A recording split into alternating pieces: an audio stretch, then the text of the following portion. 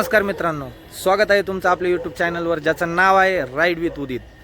तर चॅनलवर नवीन जॉईन झाले असताल तर चॅनलला सबस्क्राईब करा, लाईक करा, शेअर करा आणि नक्की कमेंट करा। तर आज आपण घेऊन आलो आहे व्हिडिओ याच्यासाठी की आज आपल्या ट्राइम्फ स्पीड 400ला 8 महिने कंप्लीट झालेले आहेत। तर आपण गाडीबद्दल बोलणार आहोत की बऱ्याचशा मी व्हिडिओ पाहिले यूट्यूबला की त्यामध्ये गाडीला स्टॉलिंग इश्यू दाखवलेले आहेत, त्यानंतर सस्पेन्शनबद्दल बोललेलं आहे आणि बऱ्याचशा काय अशा गोष्टी आहेत की ज्या पॉझिटिव्ह आहेत, काही निगेटिव्ह आहेत। तर आपण त्याच्यावरच आज चर्चा करणार आहोत की आपल्याला मला काय एक्सपिरियन्स आला ह्या 8 महिन्यामध्ये की गाडीबद्दल मी काय तुम्हाला सांगायला पाहिजे, आपलं काय डिस्कशन व्हायला पाहिजे या गोष्टीवर। तर आपण एकदा गाडीचं लुक पाहूया, त्यानंतर आपण बोलूया गाडीबद्दल। ओके, ही आपली गाडी आहे ट्राइम्फ स्पीड 400। मी राहायला अहिल्यानगरमध्ये आहे, अहिल्यानगर। तर माझ्यापासनं शोरूम म्हणजे मला पुण्याला जावं लागतं शोरूमच्या सर्व्हिसिंगला। तर माझी फर्स्ट सर्व्हिसिंग झालेली आहे, काहीतरी 1000 किलोमीटरला मी फर्स्ट सर्व्हिसिंग केली ती, ज्याची कॉस्ट मला 2500 म्हणजे 2500 रुपये मला सर्व्हिसिंग कॉस्ट आली होती। त्यामध्ये त्यांनी सर्व्हिसिंग, चेन ल्यूब वगैरे, वॉशिंग वगैरे करून दिली। हा असं गाडीचं लुक आहे। 8 महिन्यामध्ये हा गाडीचा वापर झालेला आहे, तुम्ही पाहू शकता। मला फक्त आता जर बोललं की प्रॉब्लेम्स काय काय येतात, तर रेनी सीझनमध्ये मला फक्त प्रॉब्लेम फेस करावा लागला आत्तापर्यंत।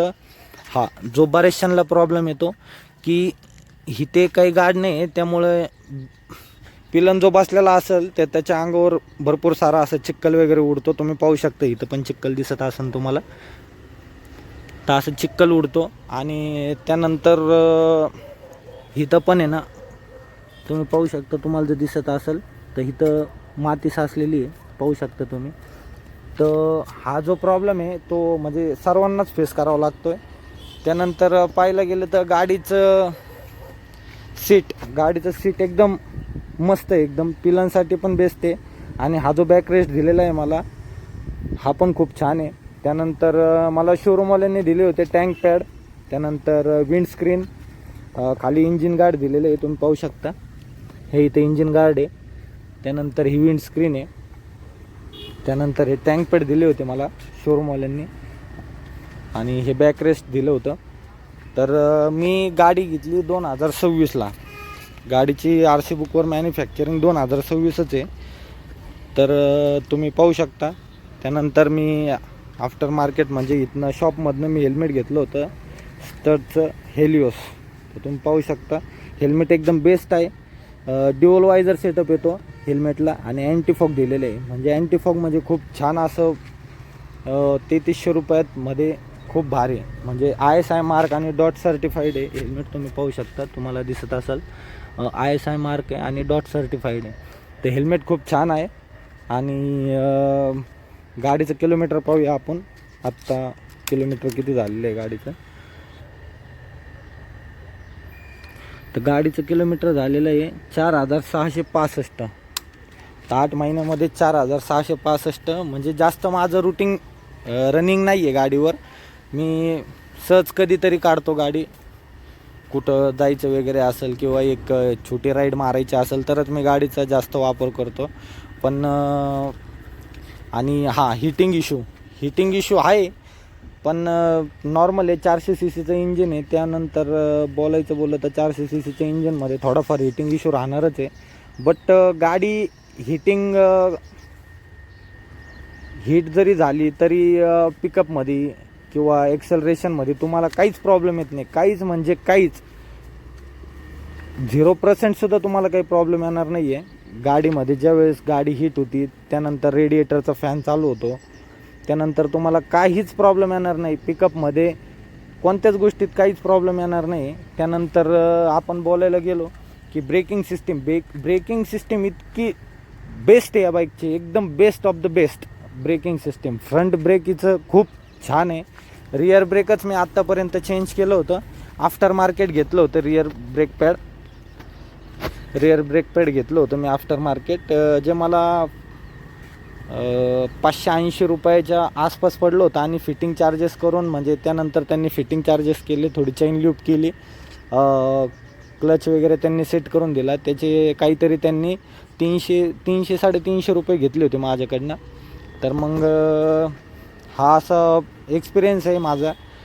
जर कोणाला घ्यायची असेल गाडी तर बिनधास्त डोळे झाकून गाडी घ्या. एकदम बेस्ट ऑफ द बेस्ट गाडी आहे. कारण आमच्या अहिल्यानगरमध्ये ट्राईमचं शोरूम नाही आहे. आत्ता त्यांनी KTM सोबत काहीतरी टाईप केलेलं आहे. तर त्यानंतर आता शोरूमला एक ट्राईमची बाईक आहे, पण अजून इथं सर्व्हिस सेंटर नाही आहे.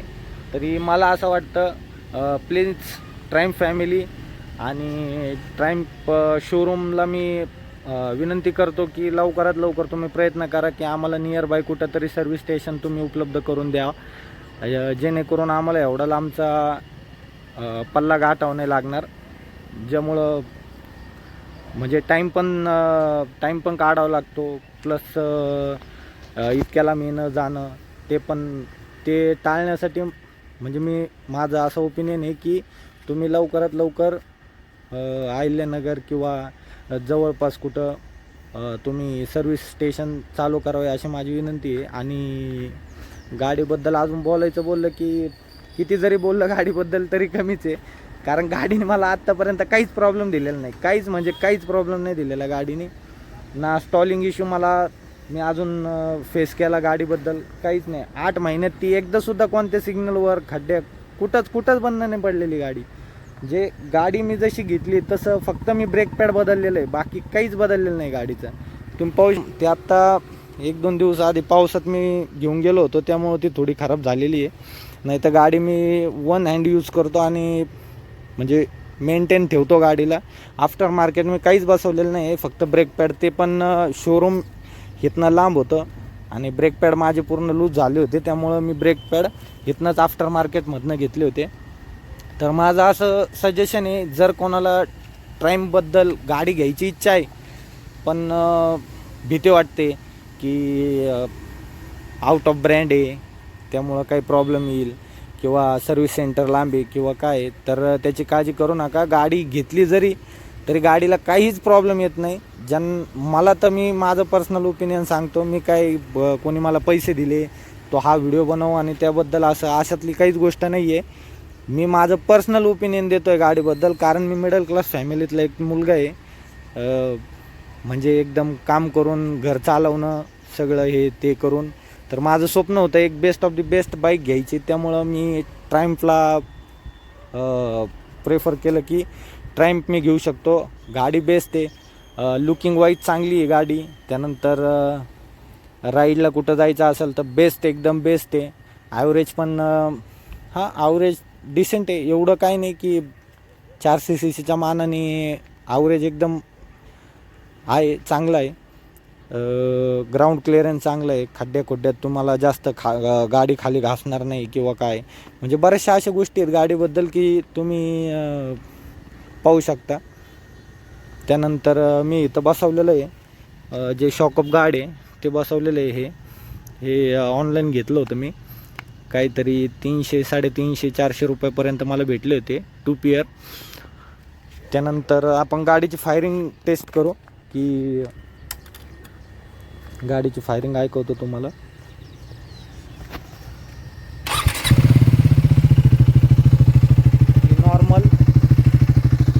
नॉर्मल गाडी चालू केल्यावरची फायरिंग घेतली. फायरिंग आपण थोडं थ्रोटल देऊ.